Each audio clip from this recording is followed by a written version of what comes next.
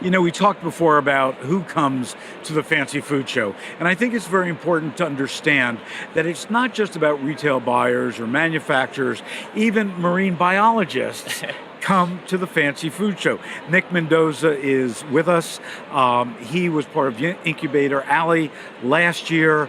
You are a marine biologist. By training, yeah. By training, yeah. And you've come up with a product that's really important. I'll get to the product in a moment. But one of the things that really bothers me and annoys me is how U.S. consumers don't consume enough seafood. We know from a health standpoint, from a science standpoint, from an affordability standpoint, and I think the problem when I talk to consumers is constantly that they're afraid of seafood. They're afraid that they're going to buy it and they're going to overcook it, or they're going to undercook it, or there's so many species out there, I think, and you would know this far better than I, but I think there's something like 600 different species of seafood. Oh, yeah. And you know, is it farmed? Is it wild? If it's wild, where was it caught? And there's so many things you feel you have to know to be able to and buy seafood. People are confused about it. And also, what I love about seafood versus a lot of other proteins is the impact on the environment is a lot less than if we, for example, look at some of the meat products and so on. So, putting your marine biologist hat on and putting your foodie hat on, you came up with? My company is called One For Neptune, and we make healthy, sustainable fish jerky. So, again, you know, I came from a career in marine science and actually studied sustainable aquaculture in grad school, with the idea that food from the sea is really the future of feeding the planet, like you kind of mentioned, where you don't need the resource-intensive grain and fresh water and land conversion to be able to grow food. Or methane gas. Exactly, yeah. And at the same time, it's a really healthy, high-quality protein. And in the research career that I found myself in, I realized that we would do these studies that would have a great, successful outcome, and there would be no kind of translation into something consumer level for change. So, and that's probably got to be one of the most frustrating things as a researcher, that here's what it needs to be, but nobody's doing it. Yeah, so you decided to do it. Yeah, and it's funny. So I partly grew up in San Diego, where I think I got the salt water in my veins and the love for seafood, but I also partly grew up on a cattle ranch in New Mexico, and that was where I went when I packed up my life in Monterey and moved to New Mexico.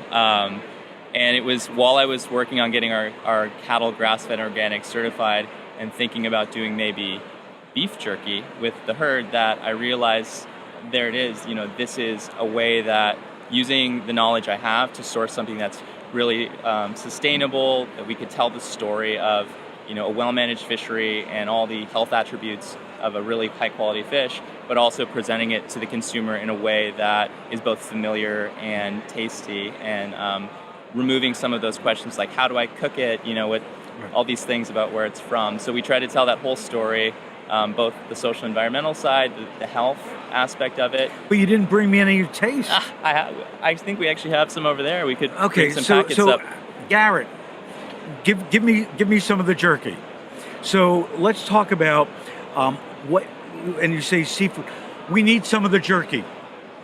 So let's talk about, is it one type of fish? Is it a variety of fish? Is it blended? What is it? Okay, so the pieces are actually cut fillet slices, so it's not like a reconstituted fish or anything. But so it's not like Slim Jim for fish. No, just slide across. There you go. Okay.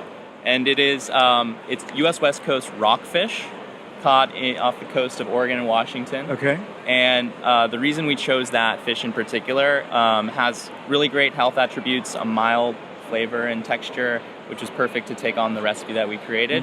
But also there's sort of this Cinderella story about the fishery that in the 80s and 90s, populations plummeted through poor management.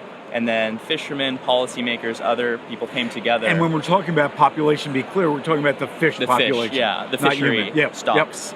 And so essentially, through everyone coming together, creating a better system to manage it scientifically, the fishery is healthier than it's ever been. And now the problem is that fishermen can't find markets for certain species of rockfish. So you asked if it was different fish we use. So it's all rockfish, but it's yellowtail, chili pepper, dusky rockfish that you might not see on a menu because, like you said, consumers are pretty afraid and fickle when it comes to seafood because they're like, I've had salmon, it's Alaskan, I like it. Stick to that, right? And don't branch out because you don't know if you're going to have something you don't like. But what we're doing is creating what we call it whitefish jerky because it's a white flesh fish, and that's a little disarming from that perspective.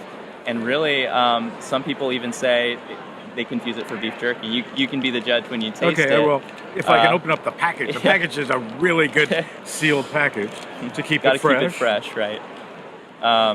So in the future, it's possible we branch out away from rockfish. So, and also it's like little pieces. Mm-hmm. The moment of truth. It's excellent. What surprises me, it's got a very nice, clean seafood flavor to it. What I really love about it, before I say anything, what I really love about it, unlike so many jerkies, it doesn't taste salty, number one. And it's only 150 milligrams of sodium. Mm-hmm. And you look at a lot of the other protein jerkies that are out there, and they could be 700, 800, 900 milligrams of sodium. And so it's 70 calories for half the package, only half a gram of fat, which is great. Yeah. Sodium, as I said, 150. Sugar, 3 grams of added sugars, and it's wonderful. And 10 grams of protein per serving I'll add. So that small packet has 20 grams of protein. And only 140 calories, which is. And I noticed, and I know the camera can't see this, but right here it says, "Find my fish." Right here it says, "Find my fish" with a code. So what does that mean?